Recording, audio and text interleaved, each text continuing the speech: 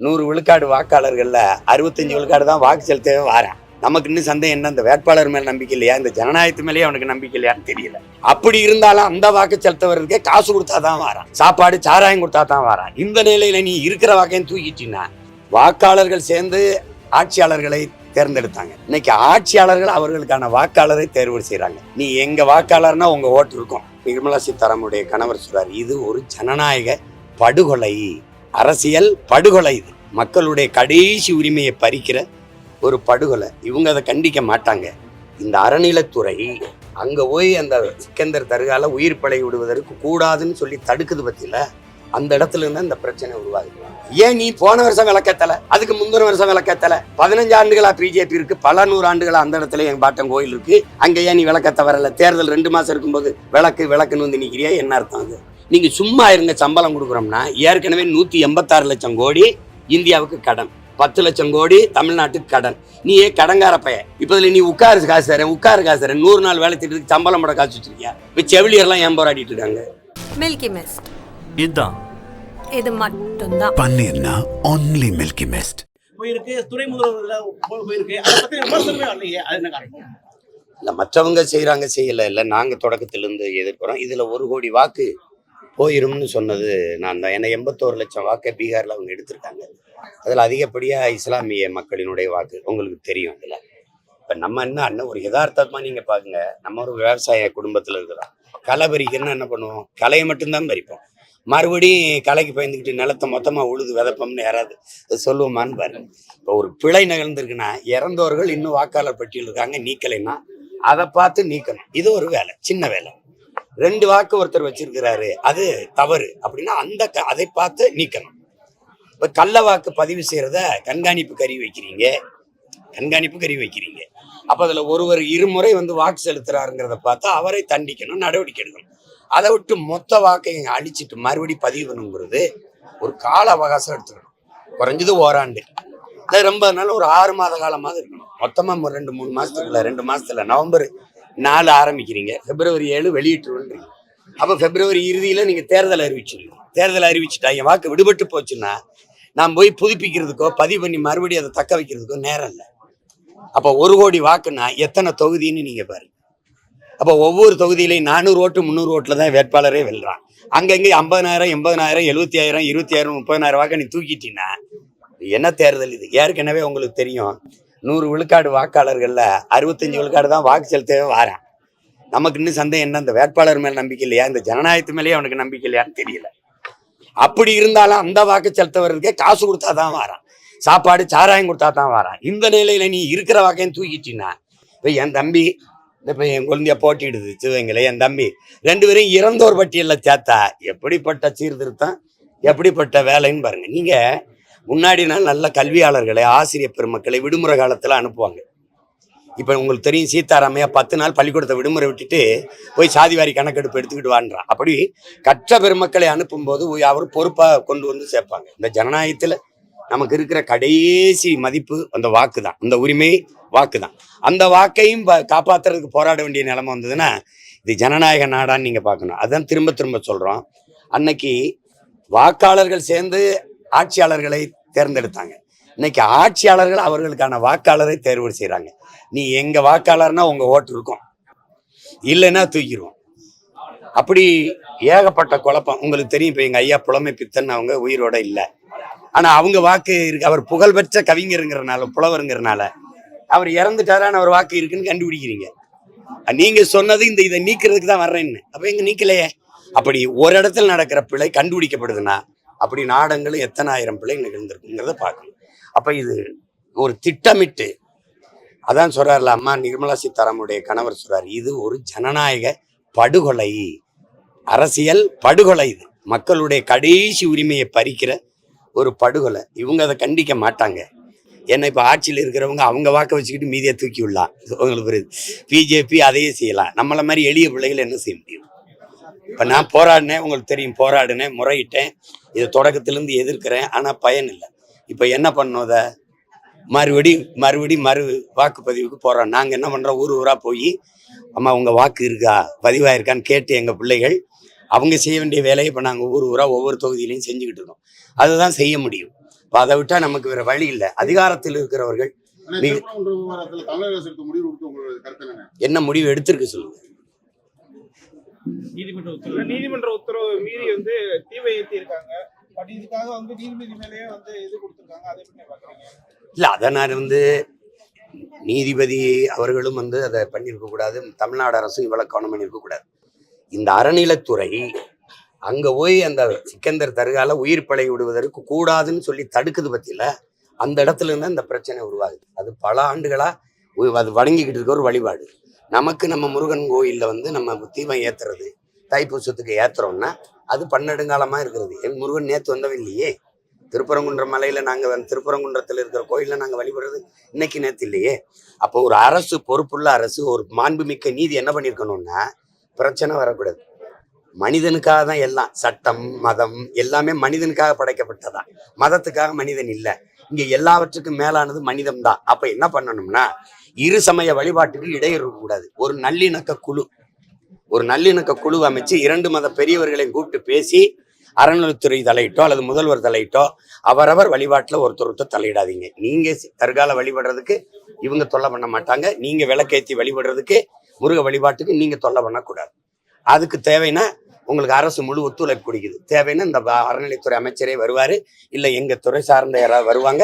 நீங்க நல்லபடியா சாமி கும்பிடுங்க, இங்க பிரச்சனை இருக்கக்கூடாது. ஒரு தாய் பிள்ளைகளுக்குள்ள உறவு பெருகன்மை ஒழிய பகை வளரக்கூடாதுன்னு பொறுப்பா பேசி இருந்தா இது அன்னைக்கே முடிஞ்சு போயிருக்கும். நீங்க 2 பேருமே இதை ரசிக்கிறீங்க, அரசு இதை விரும்புது. இந்த பிரச்சனை இருக்கும்போது இப்ப நீங்க பாருங்க, எத்தனை நாளாச்சு இந்த கேள்வியை கேட்டே இருக்கீங்க. இங்க இந்த இஸ்லாமியர்கள், கிறிஸ்தவர்கள், திமுக தான் எங்களுக்கு பாதுகாப்புன்னு திமுக பக்கம் வரணும்னு நீங்க இந்த பிரச்சனையை வளர்க்குறீங்க. இவன் இந்துக்கள் என்ன எனக்கு பாரதிய ஜனதா தான் பாதுகாப்புன்னு இந்த பக்கம் போகணும்னு 2 பேருக்கும் லாபம் இருக்கு. அதனால இந்த பிரச்சனை தீந்துடக்கூடாதுன்னு நினைக்கிறீங்க. இப்ப ராமர் ஜெய் ஸ்ரீராம்னு முழக்கமிடுறாங்களா? இடலை. ஏன்னு கேளுங்க, ராமர் கோயில் கட்டிட்ட பிறகு அந்த பிரச்சனை முற்று பெற்றதுனால என்ன ஆயிருதுன்னா, அயோத்தியிலேயே அவங்க போட்டியிட்ட வேட்பாளரை தம்பி அகிலேஷ் என்ன பண்றாரு, ஒரு தாழ்த்தப்பட்ட மகனை பொது தொகுதியில நிறுத்தி தோக்கடிச்சு விடுறாரு. அப்ப அந்த பிரச்சனை செத்து முடிஞ்சிருது, அது முற்று பெற்றுச்சு. ராமர் கோயில் கட்டினோம்னா அந்த பிரச்சனை இல்லை. இப்ப அந்த பிரச்சனை இங்க தமிழ்நாட்டுல அரசியல் செய்ய உனக்கு வழி இல்லை. அப்ப நீ என்ன பண்ற, எங்க முருகனை, ஏன் இத்தனை ஆண்டுகள் வராத முருகன் மேல உனக்கு இப்ப பாசம் வருது? ஏன் நீ போன வருஷம் விளக்கத்தல, அதுக்கு முந்தின வருஷம் விளக்கத்தல? 15 ஆண்டுகளா பிஜேபி இருக்கு, பல 100 ஆண்டுகளா அந்த இடத்துல எங்க பாட்டன் கோயில் இருக்கு, அங்க ஏன் நீ விளக்கத்த வரல? தேர்தல் 2 மாசம் இருக்கும்போது விளக்குன்னு வந்து நிக்கிறியா? என்ன அர்த்தம் அது? அப்போ நீ அற்ப தேர்தல் லாபத்துக்காக இதை குறி வைக்கிறிய ஒழிய, உண்மையிலே என் பாட்டன் மேல முருகன் மேல பக்தி இருந்தா நீ அப்பவே ஏத்திருக்கணும்.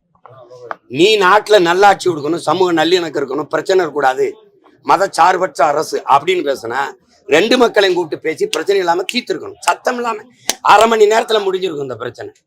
நீங்க அங்க கூட்டம் போட அனுமதிக்கிறீங்க, அவங்கள இது போட அனுமதிக்கிறீங்க. அப்ப நீங்க தான் அந்த பிரச்சனையை ஊதி வளர்க்குறீங்க பொறுப்பற்று. அப்ப அதை அரசினுடைய மெத்தன, அரசினுடைய கவனக்குறைவால இந்த பிரச்சனை இதுவரை நீளுது.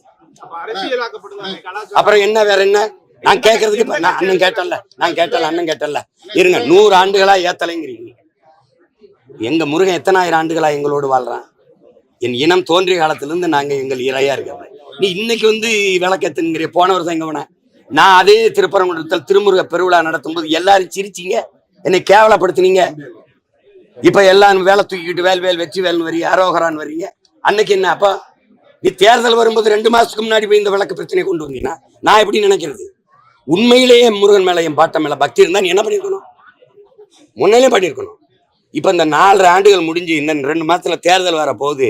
இப்ப நான் தீபம் ஏத்துவேன் அப்படின்னா, தம்பி தீக்குச்சியில விளக்கையும் ஏத்தலாம், வீட்டையும் எரிக்கலாம். நீங்க வீட்டை கொளுத்துறதுக்கு வரிய, விளக்க கொளுத்துறதுக்கு வரல. அதான் இங்க இருக்கிற பிரச்சனை.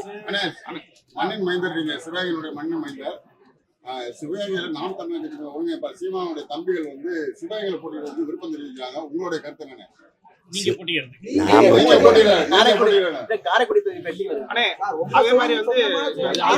ஸ்ரீராம்ஜிக்கு ஒரு திட்டம் வருது. அந்த திட்டம் 125 நாளா வேலையை எக்ஸ்டெண்ட் பண்ணிருக்காங்க.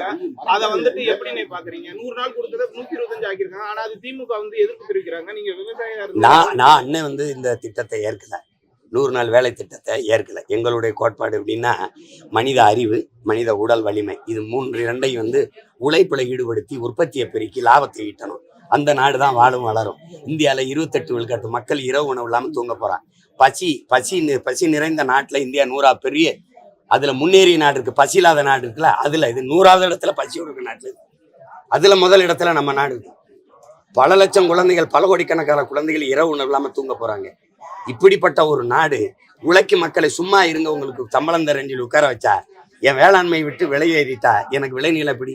இந்த இடத்த விட்டு என் தம்பி போன உடனே வட இந்தியா வந்து அந்த இடத்துல நாற்று நட வந்துடுறான், அவன் கரும்பு வெட்ட வந்துடுறான், அவன் களபறிக்க வந்துடுறான். அப்போ தவிர்க்க முடியாத பணி தேவைப்படுது, அவன் வந்து நிறைச்சிடறான். 1.5 கோடி வந்துட்டான். இப்போ இந்த சிக்கல்ல நாங்கள் வந்தால் என்ன பண்ணுவோம்னா, நாங்கள் ஒரு பதிவு வச்சுக்கிடுவோம், அந்த 100 நாள் வேலைக்கு இருக்கிறவங்கள வச்சுக்கிடுவோம். இப்போ நீங்கள் கரும்பு விட்டு ஆள் கேட்டிங்கன்னா எத்தனை நாள்னு இவங்களை அனுப்பி வைப்போம். நீங்கள் 500 ரூபா கொடுப்பீங்க, நாங்கள் 300 ரூபா கொடுப்போம். 800 ரூபாயோட எங்கள் ஆத்தாப்ப வீட்டுக்கு போவோம். உழைப்பு அங்கே ஈடுபடுத்தப்படும், உற்பத்தி பெருகும், அப்போ தான் நாடு வாழும் வளரும். நீங்கள் சும்மா இருங்க, சம்பளம் கொடுக்குறோம்னா ஏற்கனவே 186 லட்சம் கோடி இந்தியாவுக்கு கடன், 10 லட்சம் கோடி தமிழ்நாட்டுக்கு கடன். நீ கடங்கார பையன். இப்போ இதில் நீ உட்காரு காசு தரேன் 100 நாள் வேலை திட்டத்துக்கு சம்பளம் போட காசு வச்சிருக்கியா? இப்போ செவிலியர்லாம் ஏன் போராடிட்டு இருக்காங்க?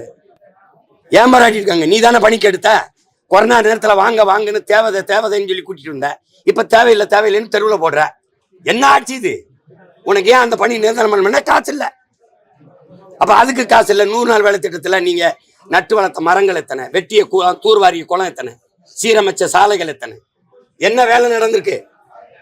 உழைப்பிலிருந்து சும்மா உட்கார வச்சு வேலைக்கு போகாத அப்படின்னா, உழைக்காமல் உண்பதும் ஒருவித திருட்டு தாங்கிறான் காந்தி. அவன் தேசம் தானே இது? 100 நாளே அதிகம், அப்புறம் 125 நாள்னா அப்புறம் எவன் வேலைக்கு வருவான்? தம்பி, 1 ஏக்கரை 2 ஏக்கரை ஒரு நாள்ல அறுத்த குடும்பம் நம்ம இன்னைக்கு 1 ஏக்கரை 1 வாரத்துல இருக்கிறோம், 1 வாரம் இருக்கிறோம். ஏன் ஆள் இல்லை? அப்ப இப்படி ஒரு நாடு எங்கேயாவது உலகத்துல பாத்திருக்கியா? வேலை செய்யாம இருக்கு காசு தரேன்னு. இந்த உலக வரலாற்றுல ஏதாவது ஒரு நாடை சொல்லு, எங்கேயாவது ஒரு நாடை சொல்லு உலகத்துல. சும்மா உட்காந்துருப்பா காசு தரேன்னு. என்ன தாயக்கட்டை ஆடுறது, பல்லாங்குழி ஆடுறது, சீட் ஆடுறது, இதான் 100 நாள் வேலை? சொல்லுப்பா. கிளித்தட்டு ஆடுறது, இதான் 100 நாள் வேலை? வேறுபாரு. சிவகங்கையில நீங்க போட்டியிறதுக்கான வாய்ப்பு நீங்க உங்க போட்டி சொந்த மண்ணுல எல்லாமே அது வேலாச்சேரம் இதுல இருந்து கரெக்டா சொன்னீங்கன்னா கொஞ்சம் நல்லா இருக்கும்.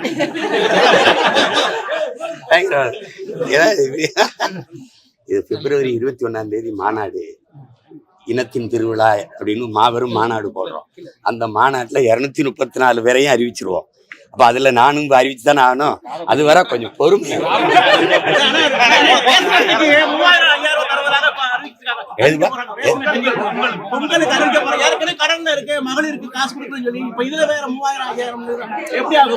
நம்ம ஓட்டுக்கு மதிப்பு கூடிக்கிட்டு போகுதுன்னு அர்த்தம். இப்ப தேர்தல் வரும்போது 5000 கொடுங்கிறாரு எடப்பாடி ஐயா. இவர் ஆட்சியில் இருக்கும்போது இவர் 2500 கொடுத்தாரு. ஐயா ஸ்டாலின் 5000 கொடுங்கன்னாங்க. இப்ப 3000 கொடுக்குறாங்க. 3000 கொடுக்குறாங்க. அப்ப மகிழ்ச்சியா பொங்கலை கொண்டாடிட்டு வாக்க விவசாயிக்கு போட்டுறது மில்கி மிஸ்ட். இதுதான் இது மட்டும்தான் பன்னீர்னா only Milky Mist. மின்னம்பலம்.com தமிழின் முதல் மொபைல் பத்திரிகை.